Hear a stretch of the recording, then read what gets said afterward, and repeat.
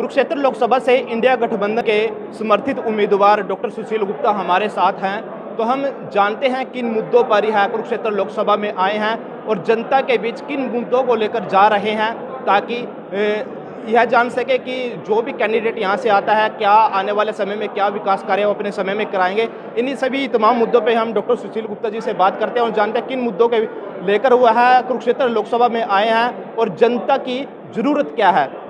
सबसे पहले गुप्ता साहब, आपका ई भारत पे स्वागत है। गुप्ता जी, क्या कहेंगे, किन मुद्दों को लेकर चुनाव लड़ रहे हैं कुरुक्षेत्र लोकसभा से? कुरुक्षेत्र के अंदर सारी सड़कें टूटी हुई है। जब गीता जयंती होती है तो सारा कुरुक्षेत्र जाम हो जाता है। आज तक रिंग रोड नहीं बना। पेहवा से लेके यमुनानगर तक जो नेशनल हाईवे सिंगल लाइन का है वो 4 लाइन का कम से कम बनना चाहिए। लाडवा जैसे बड़े शहर जितने भी हैं उनके बाईपास बनने चाहिए।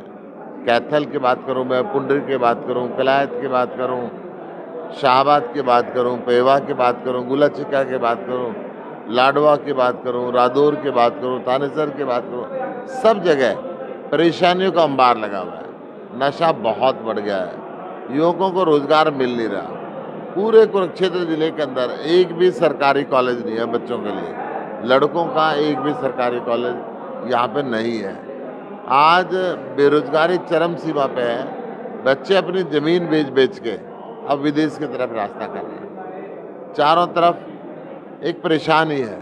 किसानों के साथ ये सरकार दुश्मनी निभा रही है। इस प्रदेश की महिलाएं कानून व्यवस्था खराब होने के कारण सुरक्षित नहीं है। तो भारतीय जनता पार्टी केवल जाति और धर्म पे चुनाव लड़ रही है। काम की बात करें तो स्कूल अच्छे नहीं है, बिजली पानी नहीं है, हॉस्पिटल अच्छे नहीं है, रोजगार की मैंने बात आपको बताई थी। तो अनेकों समस्याएं हैं। गुप्ता जी, अगर बात करें, अंतर्राष्ट्रीय गीता महोत्सव का आयोजन किया जाता है। बीजेपी सरकार कहती है कि हमने अंतर्राष्ट्रीय स्तर पर इस महोत्सव को पहुंचाया, करोड़ों रुपये फंड भी आता है। उसके बावजूद अगर बात करें, जैसे रिंग रोड की बात कहें, रिंग रोड नहीं बन पाया क्योंकि जब गीता जयंती लगती है तो पूरा कुरुक्षेत्र जाम हो जाता है, आपको भी पता है बात। दूसरी बात, अंतर्राष्ट्रीय स्तर पर दर्शाने के लिए बात कही जाती है, लेकिन सड़कें टूटी हुई पड़ी हैं, कोई एक प्लान तैयार नहीं है बीजेपी के पास। तो उसके ऊपर क्या कहेंगे? अंतर्राष्ट्रीय नाम है, पूरे देशों से कोई आता नहीं है यहाँ पे। जब सृष्टि की शुरुआत हुई थी तो सरोवर ब्रह्मा जी ने बनाया था, कोई ख्याल नहीं है। गीता का उपदेश भगवान श्री कृष्ण ने कुरुक्षेत्र के अंदर दिया था, इनका कोई ख्याल नहीं है। ये केवल सत्ता पाने के लिए चुनाव लड़ते हैं। यहाँ के सांसद नायब सिंह का लोगों ने नाम गायब सिंह रख दिया। अब 10 साल से नवीन जिंदल का किसी के पास फ़ोन नंबर नहीं था। लोगों की शादी में नहीं आया, बाढ़ में नहीं आया, कोरोना में नहीं आया, किसी के मरने में नहीं आया।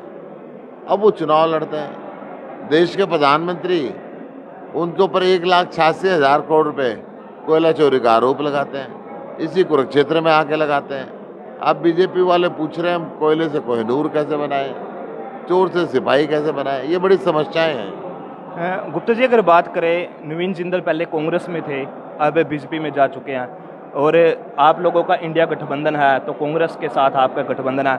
तो क्या लगता है, क्या कांग्रेस की वोट पे भी सेंध लगा पाएंगे नवीन जिंदल? एक भी कांग्रेसी उनके साथ नहीं जा रहा है।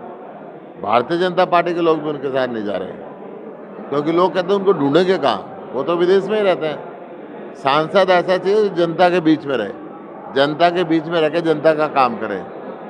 मजबूर सांसद ना हो, मजबूत सांसद हो, जो देश की सबसे बड़ी पंचायत लोकसभा के अंदर मजबूती से लोगों का पक्ष रख सके।